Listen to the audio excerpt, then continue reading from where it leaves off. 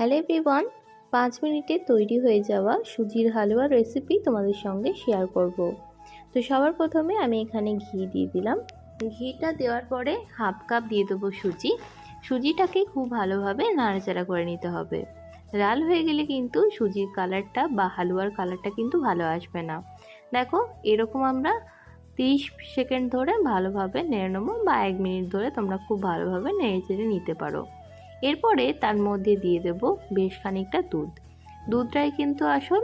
এটা অবশ্যই জাল দিয়ে ঘন করা দুধই হতে হবে, এর কোনো মানে নেই। তোমরা অবশ্যই চাইলে সামান্য পরিমাণে দুধ, যতটা পরিমাণে লাগে, আমি এখানে হাফ কাপ মতন সুজি নিয়েছি, তাই জন্য আমার এখানে 2 কাপ মতন আমি দুধ দিয়েছি, যেহেতু এটা একটু ঘন ঘন করার জন্য। এরপরে দিয়ে দেবো চিনি। চিনিটা অপশনাল, তোমরা এখানে দিতে পারো মিছরি, ব্রাউন সুগারও তোমরা এখানে দিতে পারো। দেখো, এখানে চিনিটা দিয়ে খুব ভালোভাবে সুজিটা যখন দুধটাকে একেবারেই টেনে নেবে, তখন আমরা চিনিটাকে ভালোভাবে দিয়ে নাড়াচাড়া করলেই একেবারে রেডি হয়ে যাবে আমাদের সুজির হালুয়া।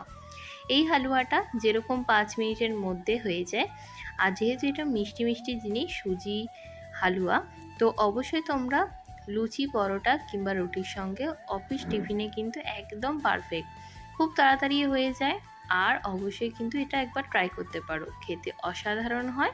এটা একেবারেই সহজ রেসিপি, তো যে কেউ তোমরা এটা ট্রাই করতে পারো। দেখো, এরকম ছেড়ে ছেড়ে এলেই বুঝে যাবে যে হালুয়াটা আমাদের একেবারে রেডি হয়ে গেছে। আমার মনে হয়েছিল যে দুধটা একটু কম আছে, আমি একটুখানি তোমার ক্রিমি টেক্সচারটা আনার জন্য আর একটুখানি দুধ দিয়েছিলাম, তো সেটাও তোমার টেনে নিয়েছে।